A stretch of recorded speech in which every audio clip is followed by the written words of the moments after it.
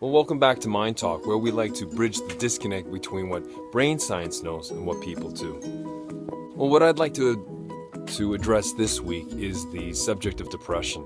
Now, depression, unfortunately, still has the stigma here in 2015 that it is a sign of weakness, that it should be someone should just get in their head, get the right thoughts, and get on with the game. I mean, this is so far from the truth. Now, in 2015, there's been a lot of studies done on depression that have given us some new insights as to what exactly it is. Now, traditionally, depression is being thought of as something in the head, that we just need to work with our thoughts.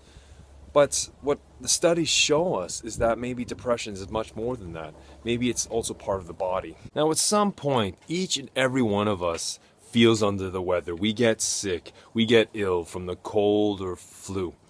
Now, we tend to feel lethargic, we don't feel like getting out of bed, we don't really feel like doing anything.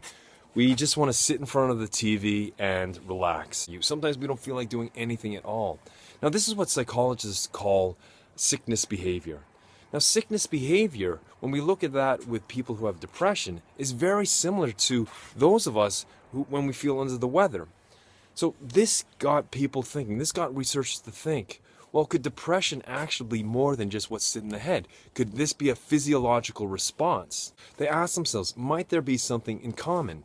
And the answer is a yes. Now, the yes is this, it's inflammation. They find inflammation both in sickness behavior and in people who are depressed. Now, what is inflammation? Inflammation is the body's response to damage or injury.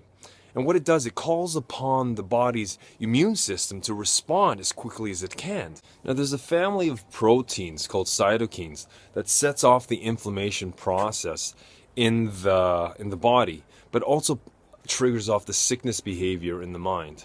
Now, what further research shows is that when people are depressed, there is a high degree of inflammation and a high count of these proteins called cytokines.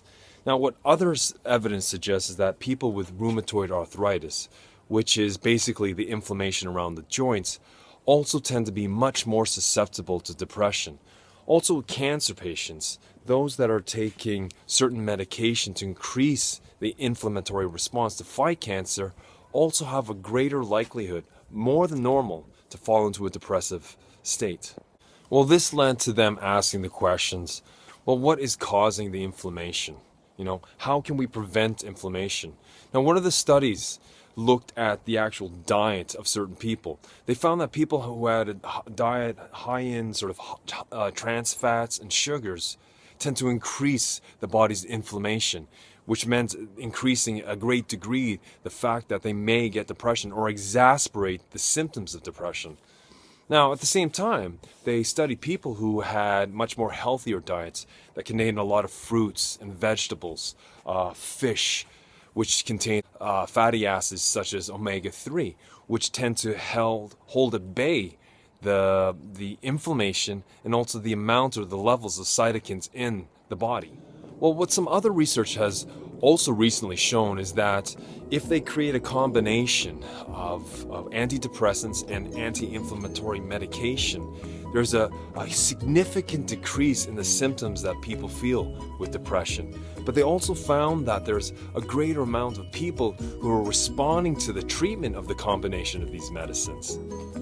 Well, thanks for watching this episode. If you have any comments, you have any questions, please get in touch with me. But until then, until next time, keep well, and we'll talk soon.